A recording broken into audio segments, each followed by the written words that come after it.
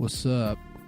Hey, it's episode 65 of the HooperCast. This episode is our most disappointing of 2014.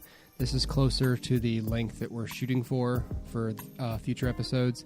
So stay tuned for the most looking forward to of 2015, and enjoy the show.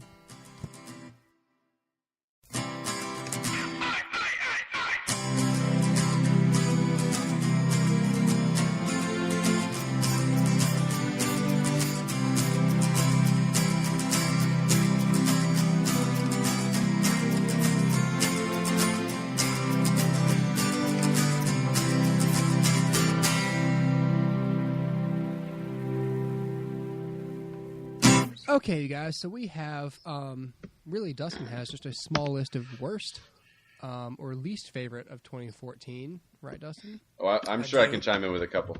I'm going to throw in a couple, too, while I'm at it. Yeah, all right. But, Dustin, what are your, what's your worst ofs? Okay, so I'm actually calling this most disappointing of 2014, but it is, but actually I'm gonna say this, they're pretty bad. Oh dear. The first one is Jack Ryan's Shadow Recruit. I don't even know why I rented this movie from Redbox. Even what's his name came out and said he doesn't like that. Chris Pine. Chris Pine. Oh really? Yeah. So he's not going to get hired in the future. I mean, here's the deal though. Like, I paid $1 and I was like, dude, I got ripped off. Stupid Redbox. Wow. This movie. It wasn't Redbox's fault. Well. Oh, okay. That's a fair point. It was Paramount's fault or whoever. Stupid Paramount. I want my $1 back. They're just a delivery boy. Here's the deal, right? It starts out with some promise, and you're like, okay, I can get behind this. And then, like, Keira Knightley shows up, and she's playing an American, and I'm like, I don't know if I can get behind this anymore. And then you have, like, a really, crazy Kenneth Branagh happening. And I love Kenneth Branagh. He's probably, like, the saving grace of this whole thing, probably, because he's the only one that seems like he really even cares about what's happening right now, and that's because he directed it too, I believe. But like, so here's did he really? I think so. But here's the biggest gripe with the thing, is that it's the exact same plot as Casino Royale. Like, they're trying so hard to James Bond this guy and be like, look, no, this is Jack Ryan, this is our American James Bond, right? But I'm like, no, because he's stupid and I don't care about him. And the plot is this. See if this sounds familiar.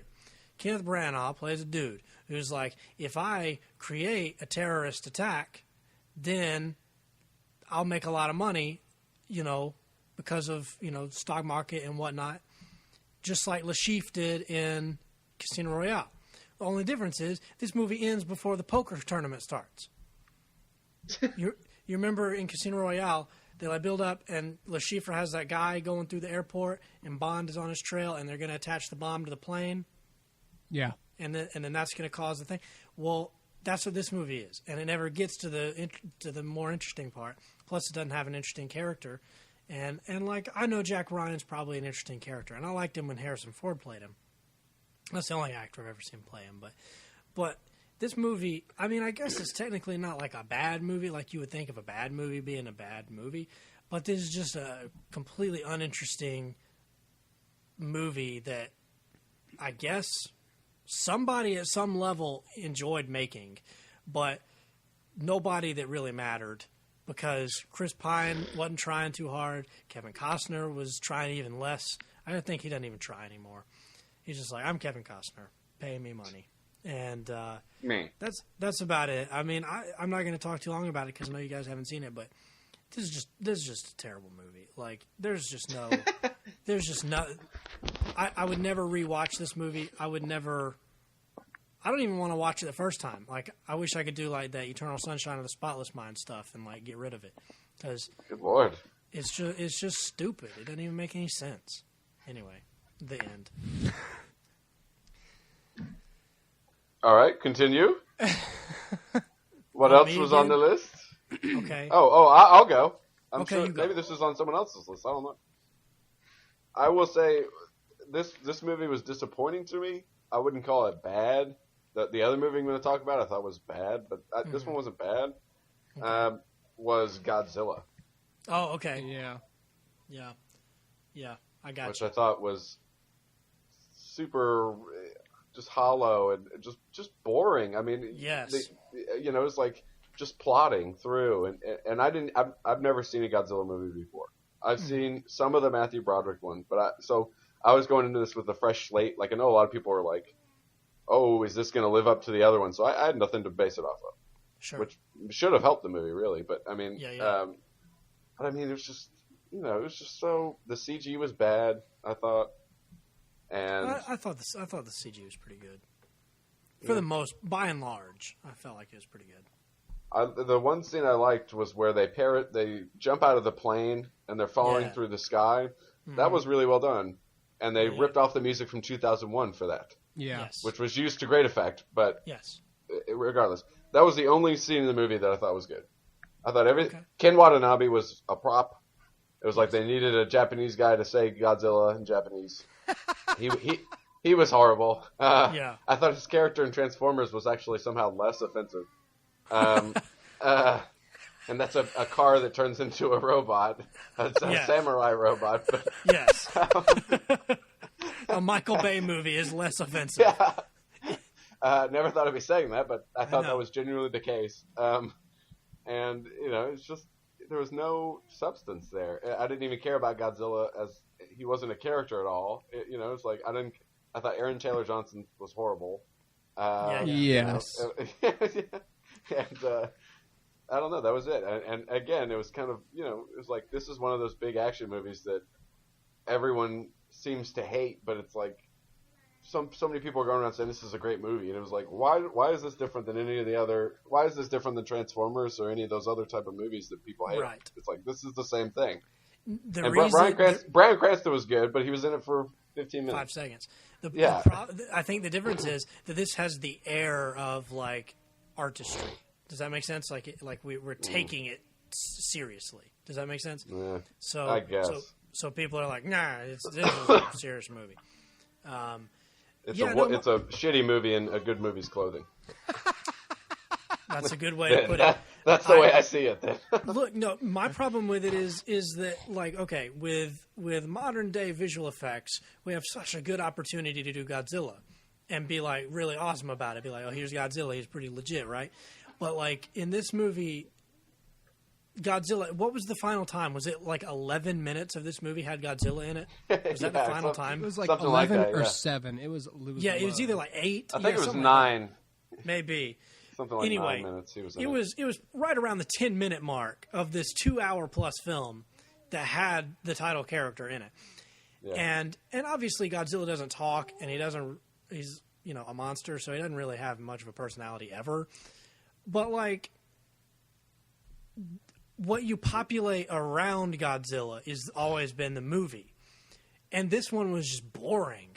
Like everything Aaron Taylor Johnson did, that guy is one of the worst actors out there. Like, just, you want to talk about wooden?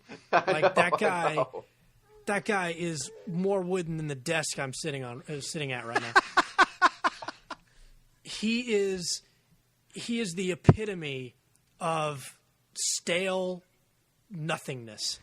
And they put him in this film to react to giant things that don't exist. It takes Bryan Cranston level acting to react to things that don't exist and make them believable. And they cast that guy. And it's just ridiculous. And, I'll get over the fact that I feel shafted by the fact that Cranston got killed 15 minutes in.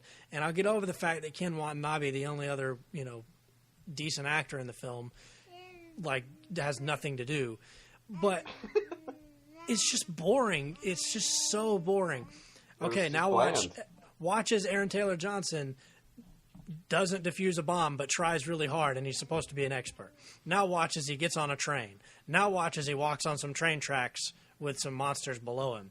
Now watch as he washes up on shore. That's all it is. I also like the part where there was like I only saw it once, thank God. But there was like a convoy, and he literally just goes like, I'm in the army too. Mind if I join you? And they're like, yeah, sure. Come on. Yeah. Like, I was like, what is going on here? Yeah, because that's how the army works. Yeah, it's ridiculous. Like even if there's a giant thing attacking the city, and you're like, hey, can I join your platoon? They're going to be like, I mean, we would love to have some help, but like, you might endanger the mission because you don't know anything about what we're doing right now. Yeah. And we don't have time to brief you. It's just ridiculous. I don't know. And then don't get me started on his wife and kid that literally are not there for any reason other than to add tension. The most necessary characters in 2014. I mean, yeah, for real. So remarkable. They're designed to make you be like, oh, he's a family man. He's such a good guy. And I'm like, no, he's an idiot. If he was a family man, he would be with his family. That's the definition of a family man. He looks like he's 17. I know, right? He's 17. It's ridiculous. I know.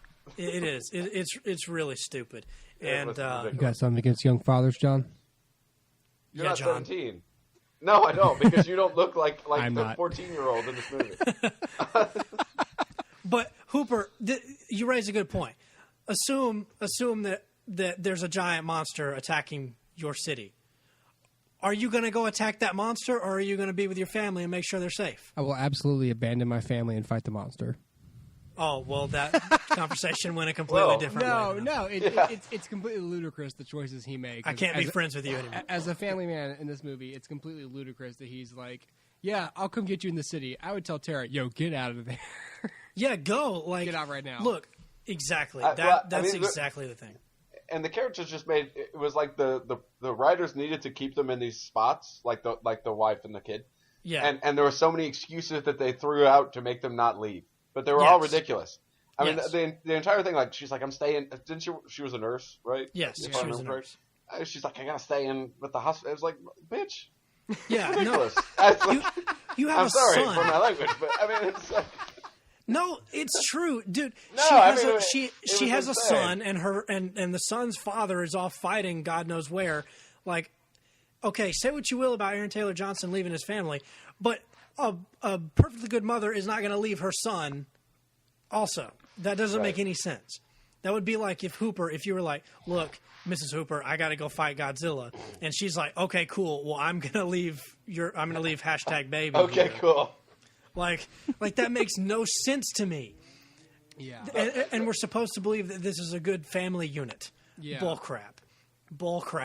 And then it's just. I will say that the first 10 minutes or so before they jump forward X amount of years was well done. I wouldn't call it good necessarily. I would call it good. I wouldn't call it great. Sure. But I will say that part was all right with the nuclear meltdown or whatever that was. Yeah, that was okay. But the rest of the movie, aside from that parachuting scene, was horrible. Yeah. Well, and the thing is not horrible, but extremely disappointing. Yeah. There we go. Well, the thing too, I think it was a mistake that they hid the two other monsters from the trailers and stuff. Yeah. Because like I went in thinking, okay, this is going to be like a reboot. Because if you think about the first Godzilla from the 50s, where Godzilla is just a metaphor for the atomic bombs. He is the villain. He's not the hero. It was only later, like when Japan started making him into a hero. And so I thought that was the movie we were going to get, where he was the villain. And then maybe at the end or something, you know, I don't know. I just thought for sure he would be the villain.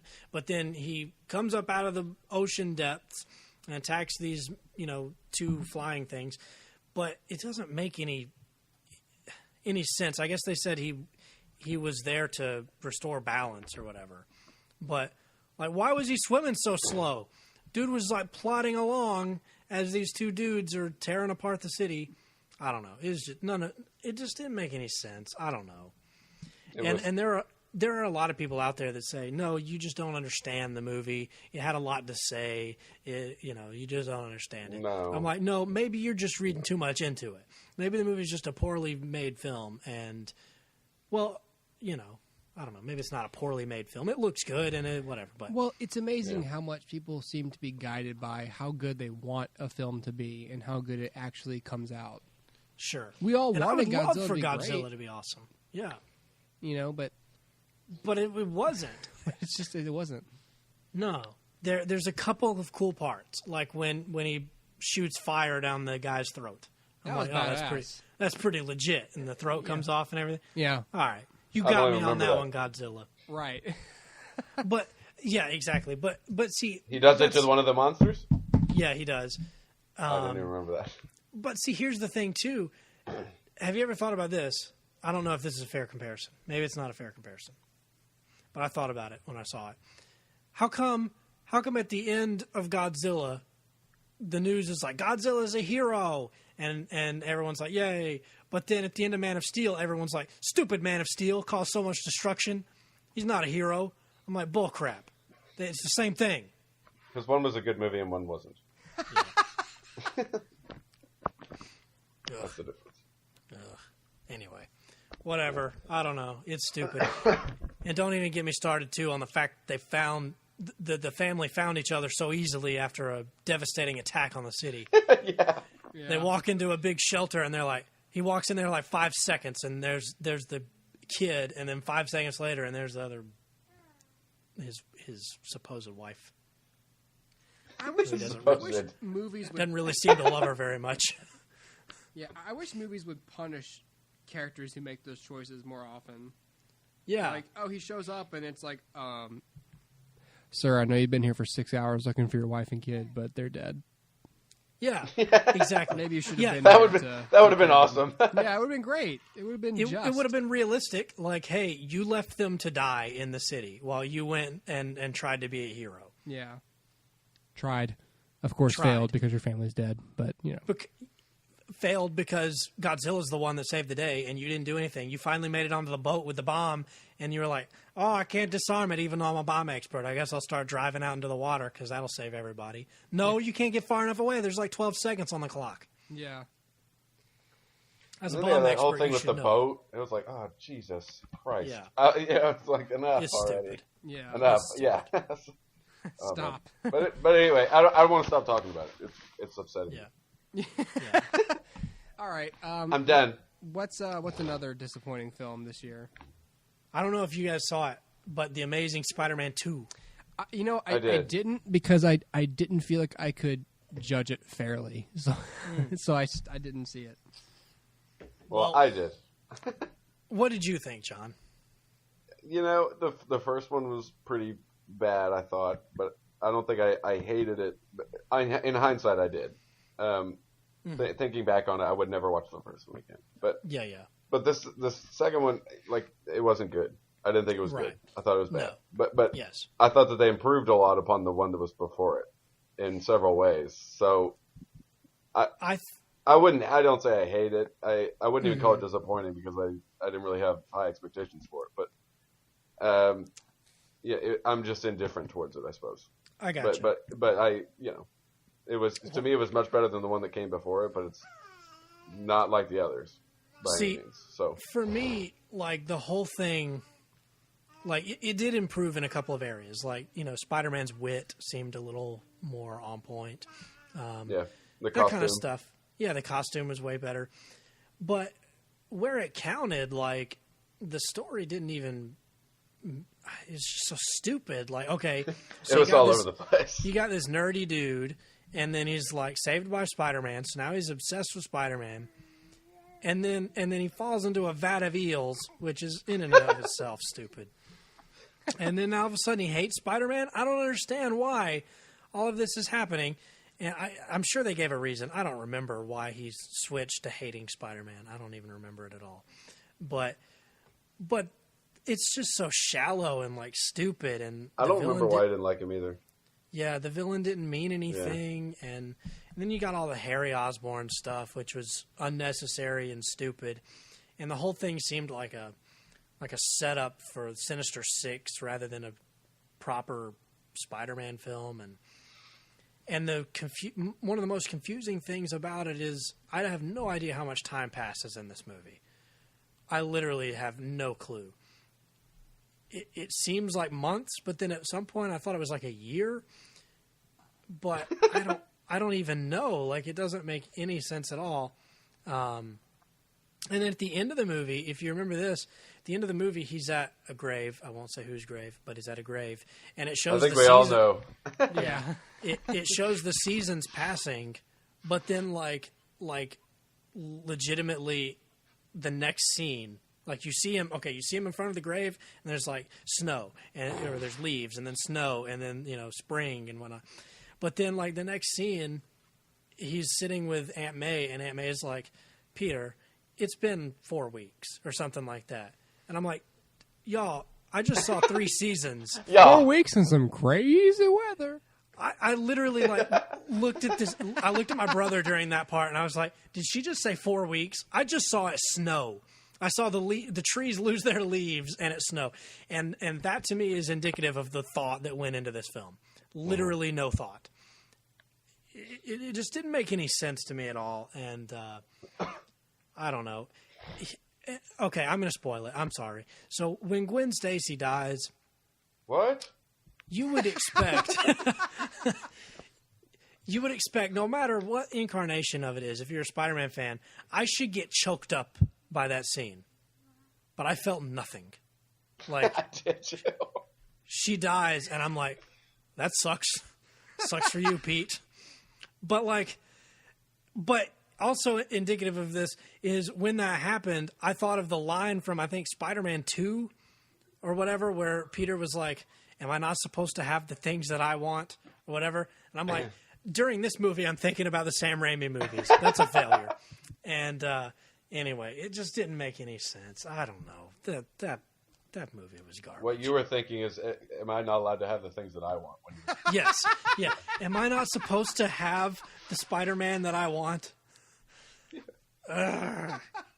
So frustrating.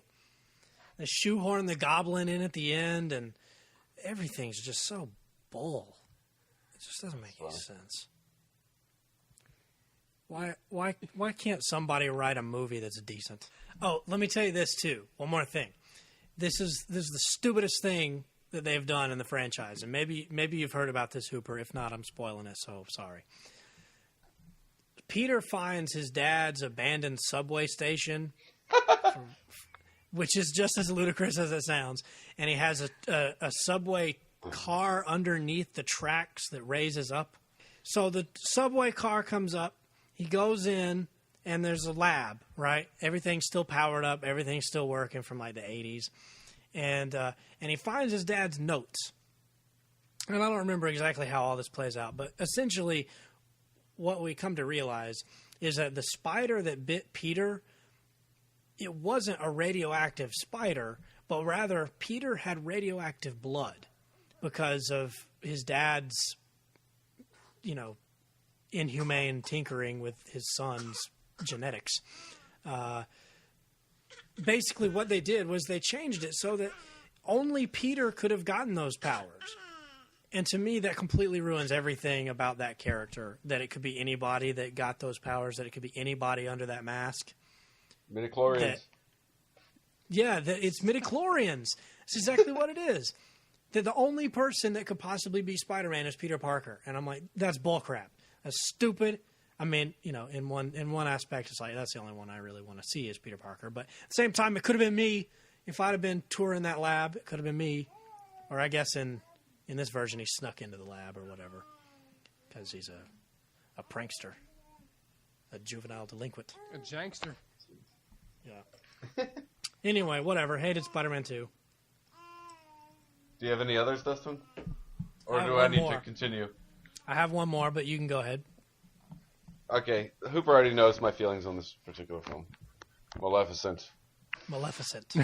This movie was not only disappointing, although I didn't have expectations for it, but it was fucking horrible. From start to fucking finish. Yeah. It was rubbish. Yep. And I can't think of any redeeming things about this. in the story. I mean, it's to me, that seemed like horrible from fucking start to finish. It seemed like a vanity project for Angelina Jolie. Right. Through and through. Oh, God. Well, misfire on that.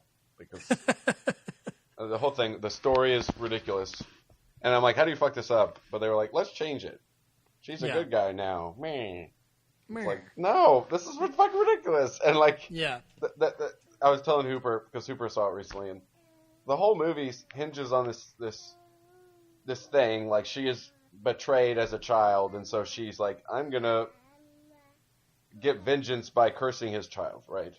The king's child. Mm-hmm. I was like, all right, whatever, like the movie, whatever.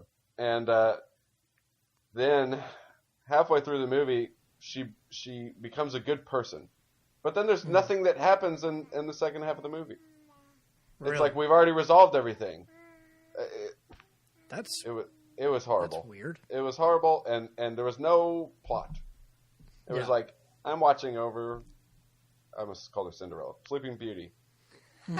Man, I'm a nice person now. I turned into a dragon. But I don't even remember, Hooper, did she actually turn into a dragon, or it's her minion that turns into a dragon? She doesn't, correct? It's that guy. No, it's like, why do that? Yeah. Yeah. Yeah, I mean, so in the trailers they show like, oh, here's the dragon, but it's not even her.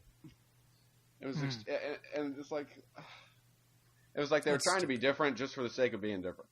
Yeah, I hate that. And, but I mean, there was literally no stakes to me. There was no plot.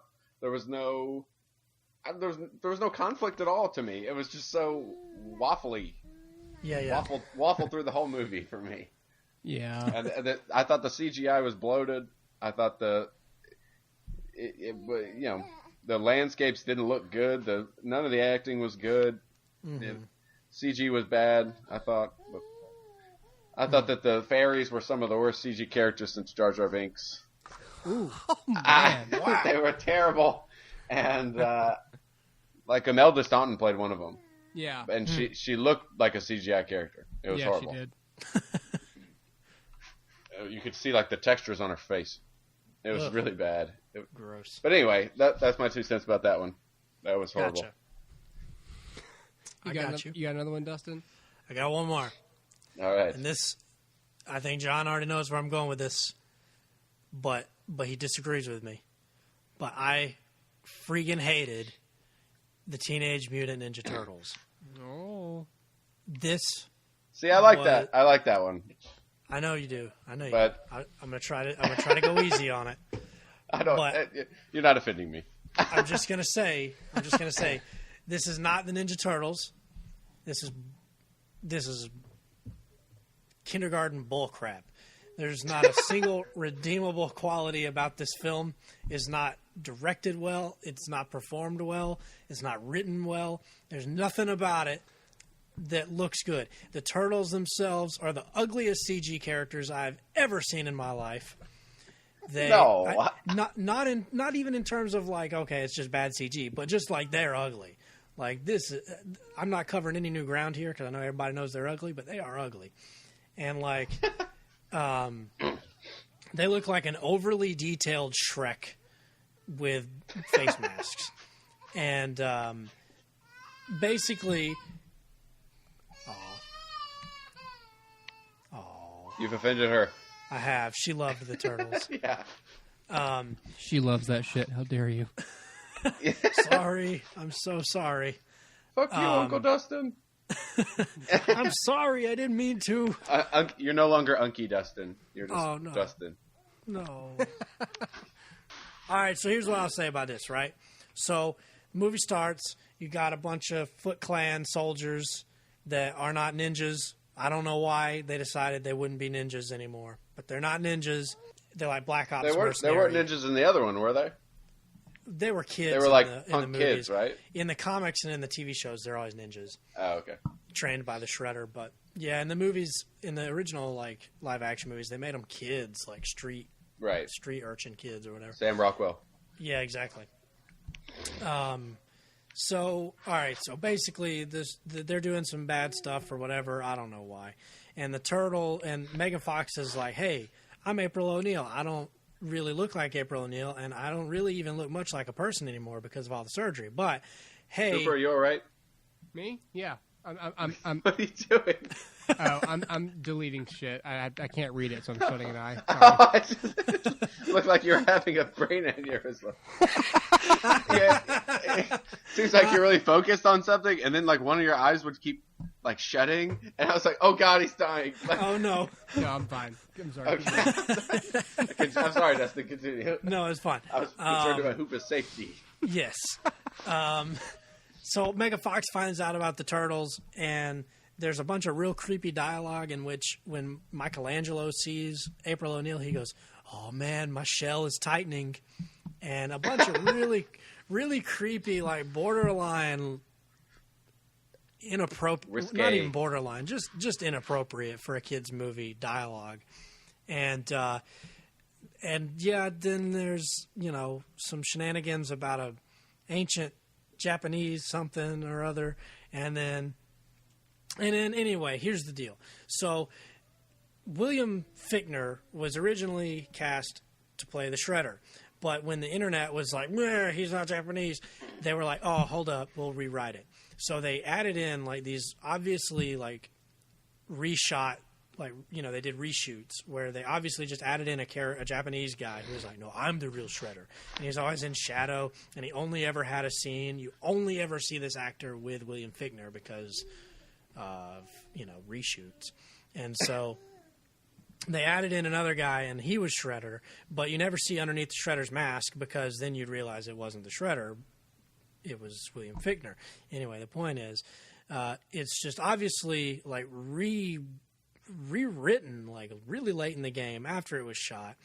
It doesn't make any sense, like pretty much anything. I clocked it. There's a sequence on the side of a mountain where they're going down this mountain, I kid you not, for 13 minutes. That's over 10% of this film is in one action sequence that is not even any good. And then the turtles are bulletproof, so like legitimately they're shooting the turtles and it's just popping off their shells. I'm like, are you kidding me? Now that they're bulletproof, like where's the drama then?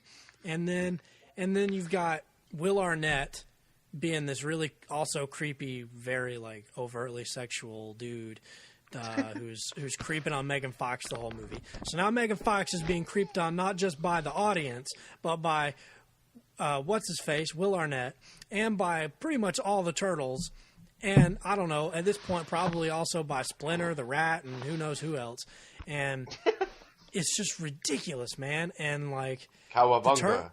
The turtles don't even seem like Whatever. the turtles don't even seem like themselves. They're like, the plot is William Fichtner's like, "Hey, I own a company. What I'm going to do is I'm going to use the turtles' blood." Again, we got super blood happening. I'm going to use the turtle's blood to cure a disease that I'm going to infect everybody with. And I'll sell the disease to the U.S. government for billions of dollars. Boom, I'm a billionaire. And the turtles are like, well, hold up. I mean, that's probably not right. So then they try to attack him and Shredder and all this stuff. But I never even know why Shredder's in the movie. There's never even like, what was he getting out of this deal? William Fichtner was making billions of dollars, but they never tell me what Shredder was doing. Why was he working for William Fichtner? That doesn't make any sense. I think he was like the fall guy. But he was like the public face of the villainy. Yeah, but why was he? What was he getting out of it? He was like Mandarin. Was he getting money? Because they never even mentioned. I don't know. They never mentioned what the Shredder's motivation of this is. And keep in mind, there's a really clear motivation in the original comics and in the TV shows and all the movies. In that, dude just hates the turtles because they're trained by his arch nemesis, Splinter. I don't know. It's just dumb. They took everything away. Not to mention that Splinter wasn't even a martial artist or ninjutsu dude or anything until after he was, like, in the sewer. He found a ninjutsu book and was like, oh, I guess I'll learn that because I'm a sentient rat now. And then he becomes a master in the sewers, like, as the turtles age, which probably didn't take very... I guess it took 10 years or so. But, like... Radical. It doesn't make any sense. It's just so stupid. There's a scene where you see Michelangelo dancing to Hollaback Girl. Like, they have such classic comedic dialogue as when April O'Neil comes to William Fichtner's house, he goes, "Looks like April came early this year." And I'm like, what does that line even mean? Why did you write that down? And it's just so dumb. And also the whole turtles being sexually attracted to April O'Neil thing is really creepy to me and to my childhood. Weren't they though in the other ones? I never really felt like they were in the movie. I never really felt like they were like sexual as much as it was like we have a crush on you. Like I feel like that's the difference. Like this one was sexual with like my shell is tightening. Like that. that's like, hey, Oh my God! that's what they're saying to April O'Neil. And then the other one is probably like, it's like, hey, she's a babe. You know what I mean? Like, that's different. Right, I get what you're saying, yeah. So, anyway, but in the cartoons, which is my preferred version, they're like sisters, like brothers and sisters, you know? It's like, hey, April's a swell pal. Ew. And I'm like, that's nice. Did you know that in this one, April O'Neil named the turtles, and April O'Neil, like fed the turtles pizza for the first time when she was a kid? Dustin, hate do you remember when you read a part of the script on the HooperCast? I do. That was the first draft of the script. Oh, so that scene doesn't exist anymore? No, it doesn't exist anymore. Oh, okay. Could you tell in the movie which scene it was? No, it's like completely overhauled, but and still terrible, and still just as terrible. Like, I don't know how, but no, what they did was April O'Neil. So she sees these giant turtles, right?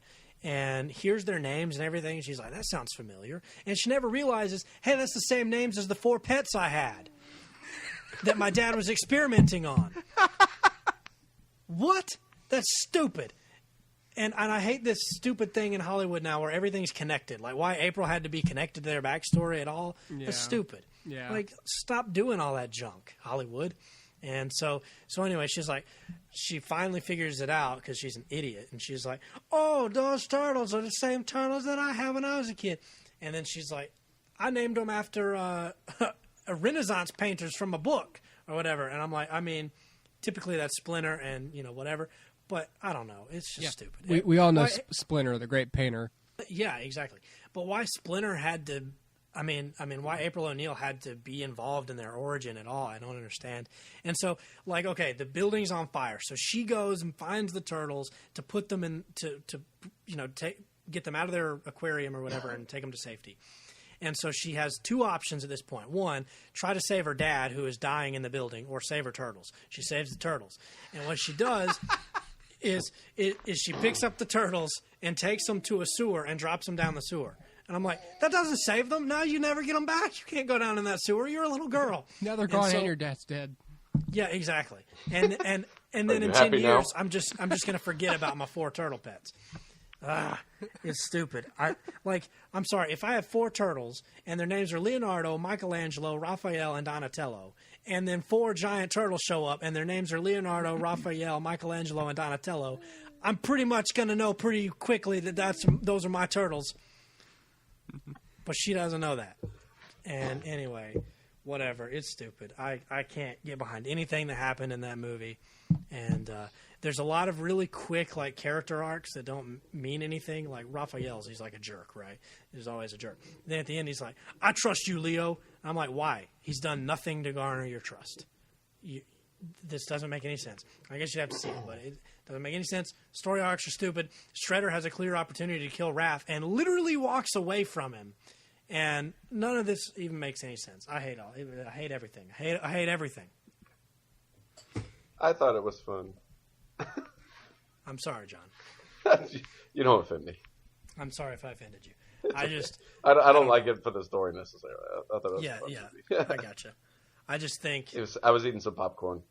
It was a good time. I think my problem with it is like as a kid, I loved the Ninja Turtles so much, and now I'm like, okay, now I'm at a position where I've studied story and I know how to write. I feel like at least a little bit, and somebody got paid a lot of money to write this movie. And why that wasn't me, I don't know, because I'd have written a better version of this for $10. Buy me a Whopper from Burger King and an Icy, and I'm good. Icy. Give me a Coca-Cola Icy.